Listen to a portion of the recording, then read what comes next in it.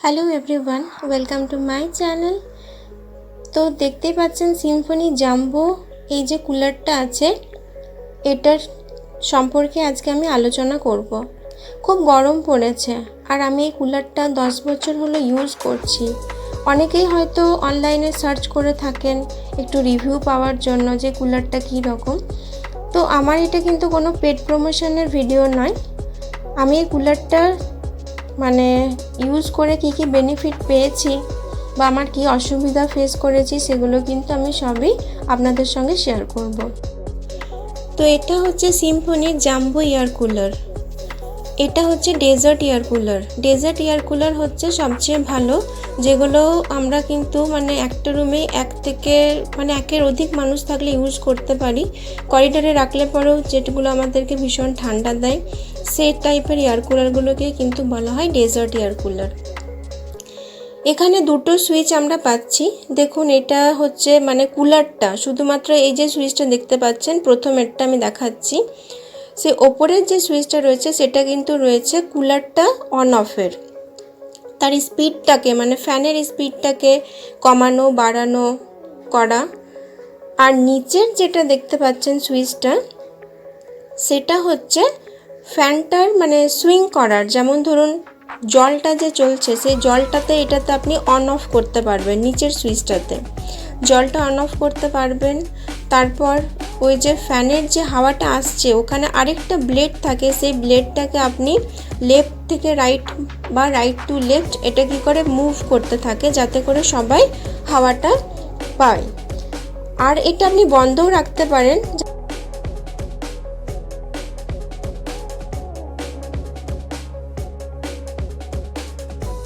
এটা দিয়ে আপনাকে জল কুলারে ভরতে হবে, এটা খুলতে হবে আপনাকে। আর এটা যে দেখতে পাচ্ছেন ওপরে লেখা আছে ফুল, নিচে লেখা আছে এমটি।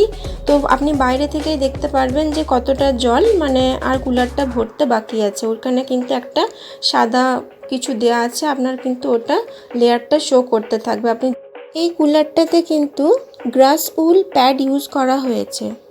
এরপর আসি, এখনকার কিন্তু কুলারে হানিকম প্যাডও ইউজ করা হয়। তো হানিকম প্যাডের থেকে গ্রাস উলের প্যাডের লংজিভিটিটা একটু কম। হানিকম প্যাডটা কিন্তু অনেক লংজিভিটি অনেক বেশি। আর ওটা কিন্তু হানিকম প্যাডটা আপনার যেমন একেবারেই 8-10 বছর চলে যেতে পারে, কিন্তু এরকম গ্রাস উল টাইপের প্যাড থাকলে পরে মোটামুটি 2-3 বছর পর পর যদি আপনি চেঞ্জ করেন তাহলে আপনি কিন্তু কুলারের ঠান্ডা ভাবটা একটু বেশি অনুভব করতে পারবেন। একটা কুলার মোটামুটি 10,000-এর মধ্যেই হয়ে যায়, যেখানে একটা এসির খরচ পড়ে যায় ইনস্টলেশন নিয়ে 45 to 50,000। কিন্তু এসির ঠান্ডা কি কুলারে দিতে পারে না? অবশ্যই দিতে পারে না। যদি আপনাদের টাকা থাকে তাহলে আপনাদেরকে বলবো আপনি এসি নিতে পারেন, কিন্তু হ্যাঁ, যাদের টাকার একটু প্রবলেম আছে, ফাইন্যান্সিয়াল ইকোনমিক্যালি একটু যাদের প্রবলেম আছে তারা কিন্তু অবশ্যই কুলার কিনতে পারেন। সবশেষে একটা কথাই বলবো, এসির মতো ঠান্ডা না দিতে পারলেও কুলার কিন্তু ঠান্ডা রাখে। এমন নয় যে কুলারে কিছুই হয় না, অবশ্যই হয়। মিনিমাম 5 ডিগ্রি থেকে 7 ডিগ্রি তাপটা আপনি কম অনুভব করবেন, প্রথম কথা। দ্বিতীয় কথা, কুলারের কিন্তু মেনটেনেন্স খরচা এসির তুলনায় অনেক কম। মানুষ থেকে মেশিন কেউই সারা জীবন অ্যাডভান্টেজ দিতে পারে না। একটা টাইমের পর আমরা কিন্তু জানি যে যেখানে অ্যাডভান্টেজ সেখানে কিন্তু ডিসঅ্যাডভান্টেজও আছে। তো আমি কী ডিসঅ্যাডভান্টেজ ফেস করেছি আপনাদেরকে বলি এরপর। প্রথমত, ডিসঅ্যাডভান্টেজ কিচ্ছু নয়। 8 বছর পর আমার সিম্ফনির এই কুলারটার পাম্পটা ঠিকঠাক কাজ করে না। করবেই বা কেন? 8 বছর কি কম? তো 8 বছর পর যখন আমি পাম্পটা চেঞ্জ করি তো পাম্পটার দাম পড়েছিল আমার অ্যাপ্রক্স 200-এর মতো। আর আমার মনে হয়েছিল যে একবার এই গ্রাস উল প্যাডগুলোও চেঞ্জ করি। তো গ্রাস উল প্যাডগুলোর দাম পড়েছিল 230। আর মেকানিক চার্জ নিয়ে আমার কিন্তু টোটাল 500-এর মধ্যে কুলার আবার রিপেয়ার হয়ে গেছিলো। আর এখনও পর্যন্ত আমি 2 বছর হলো এটা ইউজ করেছি, আর কিন্তু কোনো রকম কোনো প্রবলেম হয়নি।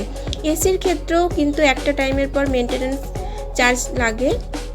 সব জিনিসেরই কিন্তু একটা ক্ষয় আছে, সব জিনিসেরই কিন্তু একটা ডিসঅ্যাডভান্টেজ আছে।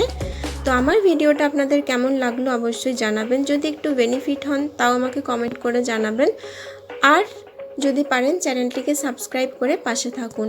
ধন্যবাদ।